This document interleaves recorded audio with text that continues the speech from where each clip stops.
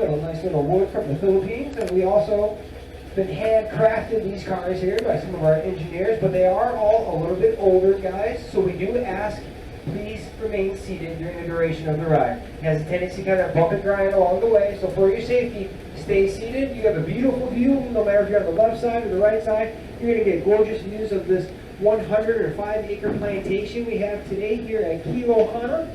In its glory days, Kilohana was a 12,000-acre working sugar plantation from here in the center of town, Lahui, all the way down to the mountainside of the road here to where the tree tunnel begins that will take you down the Kaloa tunnel over there on the south side. If any of you guys are staying over there or any of you guys aren't, this is a great afternoon to go visit the south side after the train ride today, because the best farmers market of the entire week, of the entire island, takes place this afternoon from 3 to 6 down there on the south side of the island. So this was, again, the 12,000-acre sugar plantation, and then after the sugar plantation days, it was reduced down to a 5,000-acre cattle ranch. And now, today, we have only 105 acres. We've given a lot of the land back to Grove Farm, who manages a lot of the property out here on the island. Now, when this was a 12,000-acre sugar plantation, Gaylord Wilcox was the sugar baron out here that was in charge of the land, and that was his house that he had built for his family back in 1935. In 1935, Gaylord Wilcox paid $16,000 to have that 16,000 square foot home built. The 3-bedroom house, it was the largest home on the island when completion in 1935. The first home to ever have an elevator installed in it here on the island. Nowadays, anybody can go visit that home, or it is turned into a working, living mansion. A lot of the original furniture from the 1935 house is still inside there, so it's a living museum, restaurant, bar, and about 4 or 5 gift shops inside there as well, and some bathrooms you can use. So that is a great place to check out if you got some time to wander around Kilohana here today after the train ride. The Mohico Lounge inside there makes one of the best handcrafted Mai Tais on the entire island, because they use fresh sugarcane juice that they press themselves out of the sugarcane that we grow in the back part of the property here. And they use that wonderful award-winning Kaloa rum. Our local Kaloa rum company's been around for about 12 years now, producing gold medal.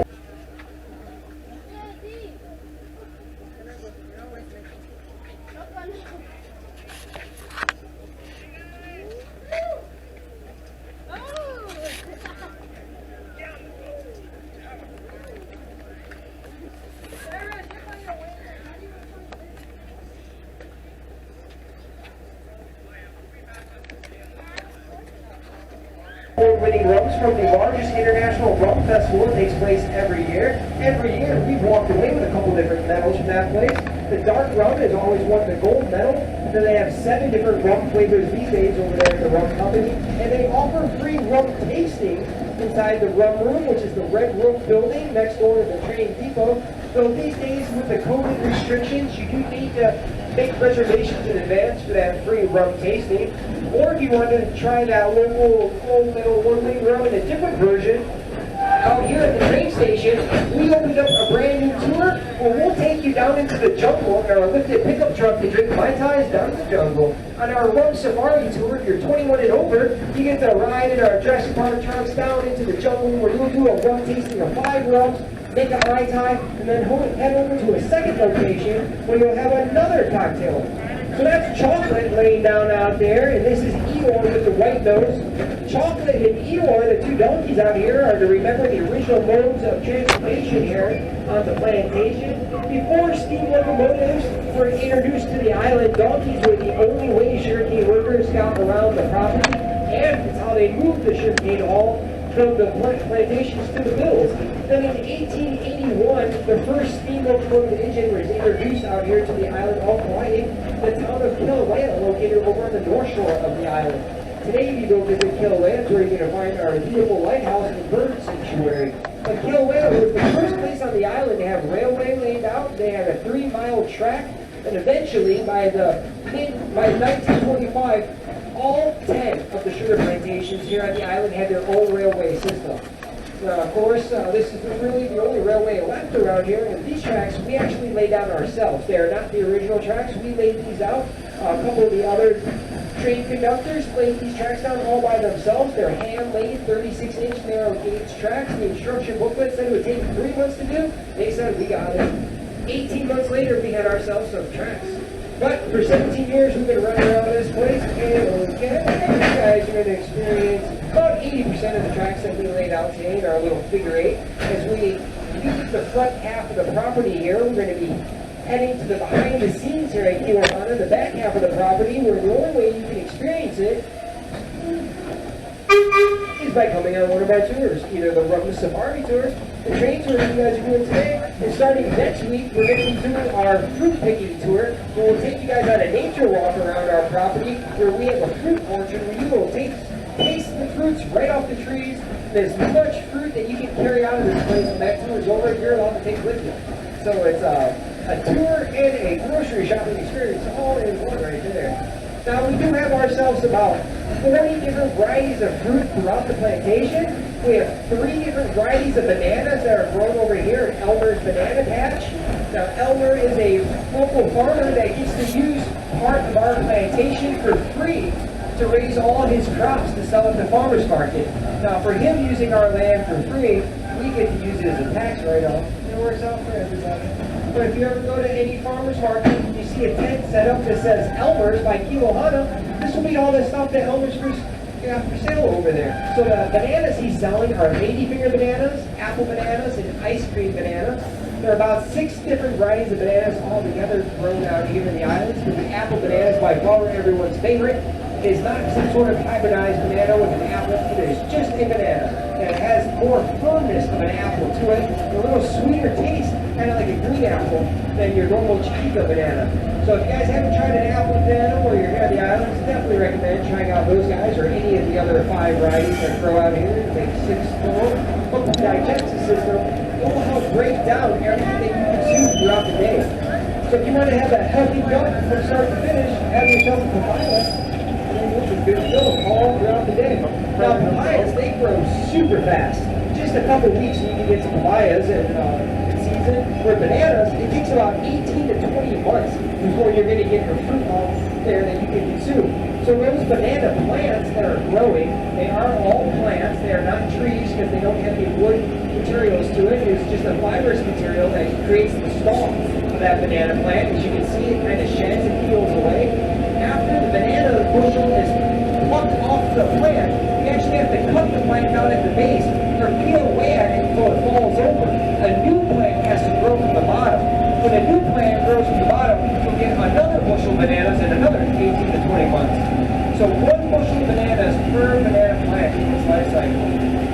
So as we cruise past the beautiful banana patch, we're going to be heading into our own personal fruit orchard here at the railway. We have different varieties of fruit from all around the world growing out here. To begin things off, we have oranges, which is a lemon orange hybrid. Beautiful to making lemonades with, followed by some avocados. Then this short little round tree, that's a jabuticaba, which is known as a Brazilian grape. And that Brazilian grape doesn't grow off the branches, but off the interior bark of the tree. So you gotta go reach all the way through that plant to get the little grapes growing off the interior bark. Oh, it's super delicious little guys right here. Also in Brazil, besides having ourselves the jabuticaba, we have Acerillo cherries, Caro oranges, and passion trees. And we have ourselves the mangoes out here that come from India. We have Murcott honey tangerines that were invented by Charles Murcott Smith in Florida in the 1970s. That's this tree right here that's lost all of its leaves there. It just went through its fruiting season. The Murcott honey tangerines are by far the sweetest little oranges that you can have. They're used with Valencia oranges combined to make your normal plastic orange juice there for you. Valencia oranges are very large oranges, contain a lot of juice, but a little bit tart. So when you mix it with the sweetness of the Murcott, you have yourself the perfect glass of orange juice. Where we have green gold avocados dangling down from the tree off to our left right there. We have green gold avocados, butter avocado, Yamamoto, and California Hass growing down here. So 4 different varieties of avocado, no matter which variety of avocado it is, avocados will never, ever ripen on the tree. That's why when you're in the grocery store, you're feeling like 20 avocados and you find one that's just perfect, because avocados are never ripe when they're put out at the store. It takes about 5 to 7 days for it to ripen up on the shelf. Now these trees that recently had the tops lopped off of them, these are mango trees. Now the mango trees have all the tops cut off of them because mango trees have to be constantly manicured in order for them to produce lovely, delicious fruits. So the more the tree's manicured, the more it will produce fruits. Now this tree that's losing its leaves passing us by right now, the bottom half of the tree, that's a cashew tree. The cashew tree comes out here also from Brazil, mentioned a little bit earlier, but cashews are actually poisonous when they grow off the tree. All cashews have to go through a rigorous boiling and roasting process to get all the poison out before they're safe to be able to consume. If you were to consume a raw cashew, your throat will start to close up on you, you'll be running for help. So always make sure you get those cashews from a can or a jar so you know they're tasty and safe. But the cashew is actually the seed of an apple that grows off of that tree. But it doesn't grow on the inside like normal fruits that have the seeds. This seed grows on the outside of the apple. So you just twist the cashew off the apple, and that way you can consume the apple without worrying about any of the poisons. So a lot of people are not really big fans of the cashew apple. It's very rich in tannins. So it's very good if you need to go on a diet, if you're having any fights, MMA fights, boxing matches, any kind of martial arts matches. A lot of those guys will eat mountain apples to lose body weight because all the apples, since they're so rich in tannins, they soak up all your water weight. If you eat a handful of apples for about 5 days, you lose 10 pounds of water weight. So we're going to be leaving the fruit orchard here, and we're going to be heading over to more of our olden days where it was cattle ranching. So after the 12,000 acre sugar plantation shut down, and all sugar plantations shut down and moved off to more third world countries, sugar and pineapples are no longer grown in Hawaii because it takes a long time to grow that stuff and a lot of hard work. And nobody really wants to work in hot Hawaiian heat for $7 an hour. So that is why pineapples and sugar no longer here. The last sugar company was over in Maui that shut down back in 2016. So no more sugar here, and every pineapple grown in Hawaii now stays in Hawaii. So when you guys get gold pineapples back in the mainland, they are not from Hawaii.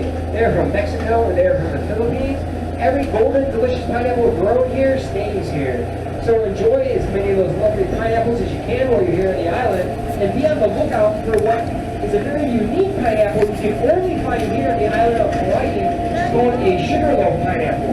A sugarloaf pineapple is all white on the inside. It was created by a farm over on the east side of the mountain, and the whole mountain farms created that lovely white sugarloaf pineapple that you can find at the farmers markets.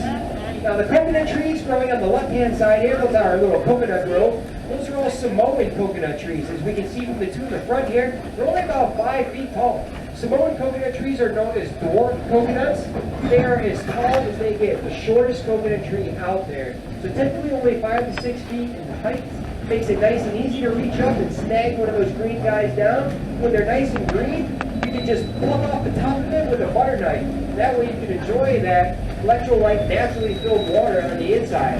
A lot of people will have Samoan coconut trees, like one of them planted in their driveways when they come home after a long day of surfing or hiking. Just grab one of those bad boys, take it inside, pop it open, and naturally electrolyte filled water.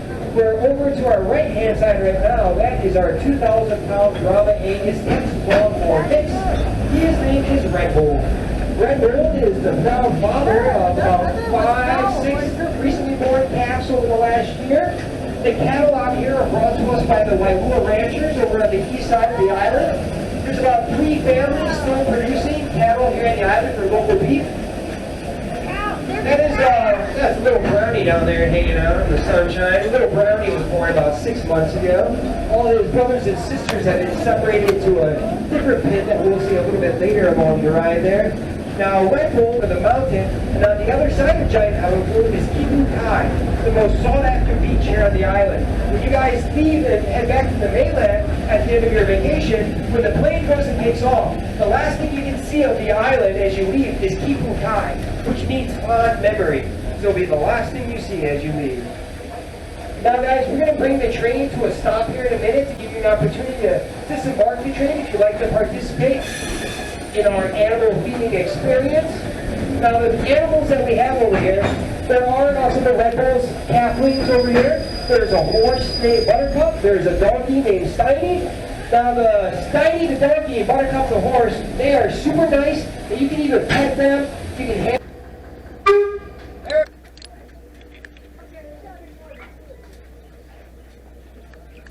All right, piggies, come on, piggies. So it's time to feed the animals. So I'm guessing there's. We are on the train ride. That's why all the pigs are not here. And Pigs. Hey guys, I got some carrots over here. If the horse or the donkey can come over, again, you can hand feed them. So that rum safari tour I was telling you guys about, where people go out in the jungle and drink rum, when they're done drinking rum in the jungle, they drive.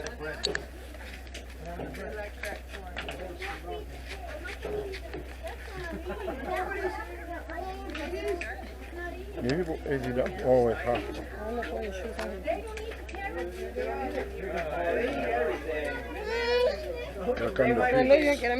They might have had enough today. This is their 5th feeding of the day.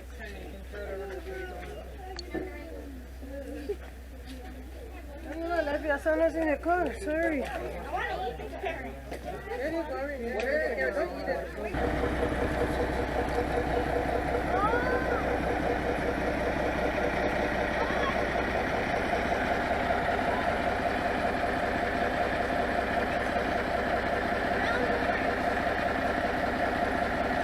Once that hot Hawaiian sun goes down, then, oh, here comes Buttercup following us down. Hey, Buttercup, we waited for so long to feed you. Now you want to chase us down for some snacks. Doesn't work like that, but we'll see you in a little bit.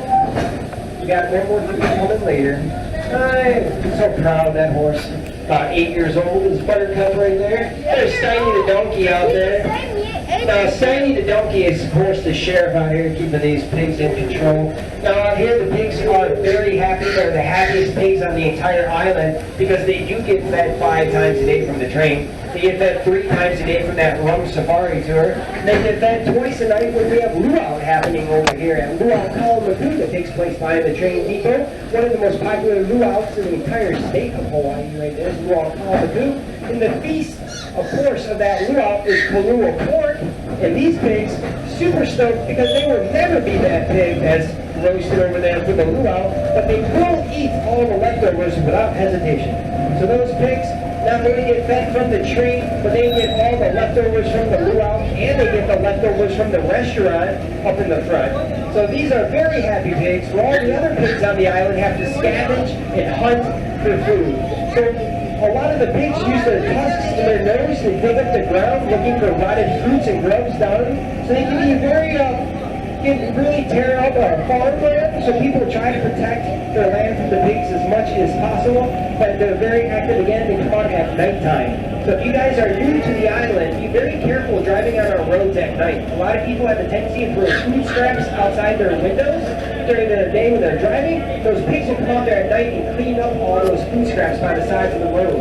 So be careful driving out there at night. 400,000 pig out there wandering around. And because there are so many pigs on the island, they do allow hunting of these animals 365 days a year. Every single day is a hunting day of pigs, and that is primarily if you're going to hunt traditional style, where you just use a pack of dogs and a big knife called a pig sticker. If you want to hunt using a bow and arrow or a rifle, there are different seasons throughout the year for what you're allowed to hunt with. But you are allowed to hunt 365 days a year for the Kalua pork. It's a staple food product of the Hawaiian culture. The pigs were one of the first animals brought over here to the Hawaiian Islands because they didn't have refrigeration on ships back in the day, so they could bring live animals with them for food. So that's why chickens, pigs, and goats, we have so many of those animals here on the island. They were the first ones introduced for food substance. Now, out here in our little pig area, we used to have, before COVID, we had about 90 pigs out here. But because COVID took a lot of hardships on a lot of families, we donated these pigs to a lot of local families so they can have feasts for their ohanas. So a lot of these pigs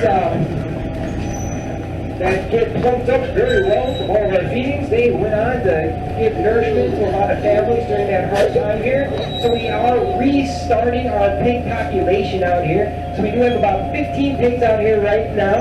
You guys saw about 8 of them came out. Now there are females already pregnant out here. The pigs they multiply so fast around here because they don't have any natural predators, and the females can have up to 2 litters a year, and each litter can have anywhere between 8 to 10 piglets inside of it. So that's a lot of piglets being born every single day out here on the island without any predators for those guys.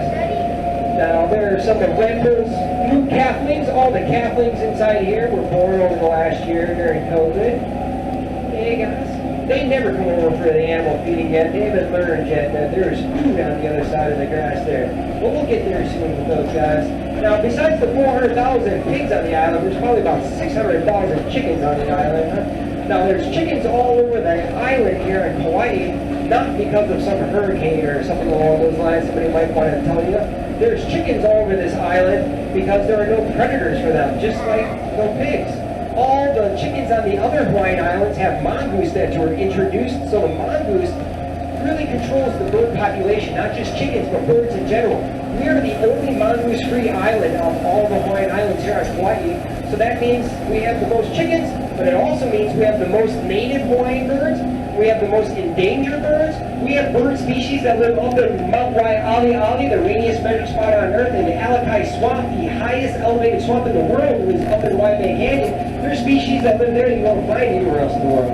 So a lot of cool critters flying around up in the sky, so keep your eyes open. You never know what kind of cool birds you might see flying around. Now guys, there's our pineapples growing back there on the left-hand side. As you guys can see, pineapples, they grow up out of the ground. They do not come from trees.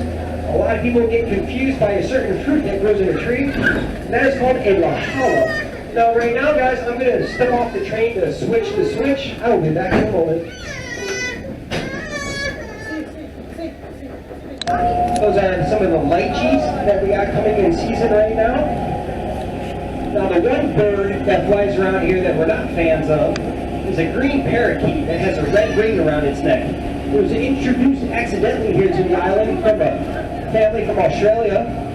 They thought they could release these things like doves at a wedding, they'd come back, and they were like, oh, out of here. Woo. Now there's about 10,000 of those parakeets here on the island. They love attacking farmers' red fruits. So like lychee, ramatans, some of the mangoes when they start coming in, they really have to battle these birds to keep our fruit. So a lot of farmers these days have to net their crops out here to protect them. If you guys are ever across the street at the mall around Sunset, or over by Coconut Marketplace on the east side, you'll see about 5,000 birds flying around the sky. They all disperse during the day and all congregate at night together at sunset. So tons of birds flying around there. Now here's some beautiful mountain apples. Now with those red color, those apples, that's another fruit those birds love to go after. Now the mountain apple very rarely is they in season here on the island. So if you get an opportunity to check out that farmer's market later today on the south side or any day this week, definitely try yourself some of those beautiful mountain apples that come out here from Australia. The mountain apple is also known as a rose apple, and actually a flower blooms on the tree. Then after the flower petals fall off, the apple begins to form. Now we got some royal palm trees on both the left and right hand side of the tracks here. The royal palm trees are our little tree tunnel, bringing us into our Hawaiian cultural grounds. The royal palm trees there have little rings as they go around the tree bark there. Each ring around the tree signifies a palm that was once born on top of the tree and now has fallen off. So it kind of remembers all of those ancestors of the palms that came before. So the royal palm tree, very important in Hawaiian culture.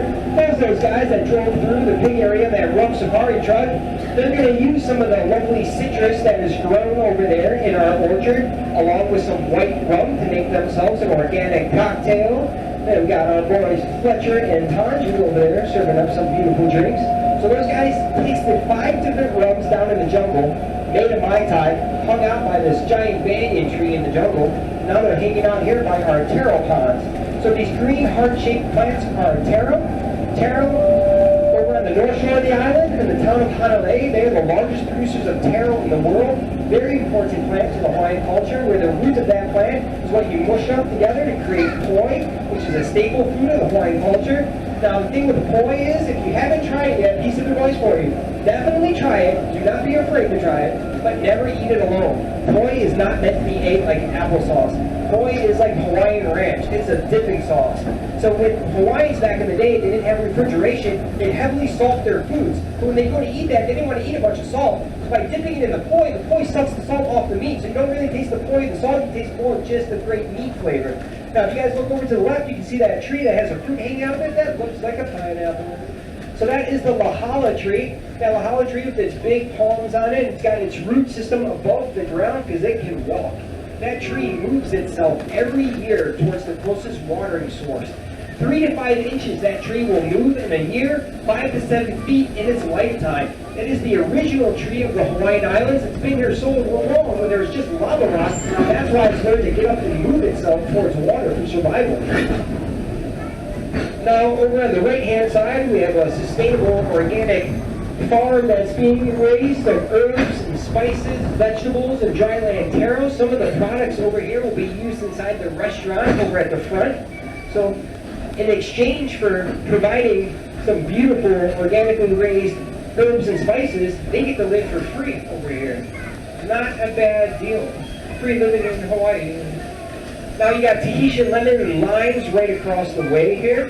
The Tahitian lemon and limes were the last fruit introduced. And then you can see another Lahala tree right here with another one of those fake pineapples growing out of it. So that fruit is not edible, very fibrous. It was actually used as a paintbrush. So the Hawaiians would use that as a writing utensil instead of eating it. Now inside our little jungle corridor here, we have plants and trees and flowers from all around the world inside here. We have macarena trees that come here from Spain. The macarena tree is the fastest growing tree on earth. It can grow 8 to 9 feet in a single year. We have albizia trees from New Guinea out here. Albizia trees are the white bark trees in the jungle here. But as you guys are out driving the island, you can always see the albizia trees all throughout the island. They're the ones that look like they might be out of like a safari or Africa. They call them Lion King trees. They get really wide at the top and really flat up there. But out here, we learned that those albizia trees are chopped up into little pieces. You can burn it for natural energy the same way you burn coal. So if you travel from here down towards the south side, you might see a bunch of different areas where trees are recently torn down or recently being planted. Those are all albizia trees that are grown to be harvested for energy. And then after they harvest them, they replant them and they'll grow again. Albizia trees, a lot like the macarena tree, can grow up to 7 feet in a single year. Now these thicker brown bark trees that are going to be coming up now on the left and right hand side, the thicker brown bark trees are robustus eucalyptus trees from Australia. These robustus eucalyptus trees are what makes up the tree tunnel that will take you down to the south side over there. So the tree tunnel was built back in 1950. It used to be around 350 eucalyptus trees, and now there's like 70. Over the years and decades, the hurricanes have taken a lot of that tree tunnel out. So enjoy it right now when you still can. It's out there. And just like the tree tunnel, our trees are being overtaken in here by a parasitic jungle vine, more commonly known as a household plant in the mainland, philodendron. So philodendron, you guys might have it as a plant at home, but out here it grows like it's on steroids, taking up all the trees from the floor all the way up to the top of the canopy. Now here on the right-hand side, so you guys can see some of those Lahala trees. And we also have ourselves a macadamia nut tree coming up right here on the left-hand side. The macadamia nut tree is going to be the leaf that's got little wrinkles inside of it. So macadamia nuts, they originate from Australia as well, so we are pretty good at producing them out here. If you guys go to the farmers market on the south side, you'll find the macadamia nut lady down there selling the island's most flavorful mac nuts, the Kauai Gourmet Nut Company. If you guys have an opportunity to check out some of the Kiwanis before you take off today, remember the rum company next door does rum tastings, and it's a great gift shop with locally Hawaii-made products besides the rum. And then the Mojito Lounge inside the house up at the front, if you bring your train ticket over there, you can get $2 off of that handcrafted Mai Tai. Start happy hour a little bit early right there. So they use that local Paloma rum in crafting those Mai Tais. Please wait, guys, until Kenny blows the whistle before we exit the train. If you guys had a good time this afternoon with Kenny and myself, we do have a Tips Mahalo box we greatly appreciate. Enjoy your time here in the island, guys. Thanks for riding here on the Kauai Plantation. Everybody exit off the front. Thanks for riding. Enjoy your day. Thank you so much.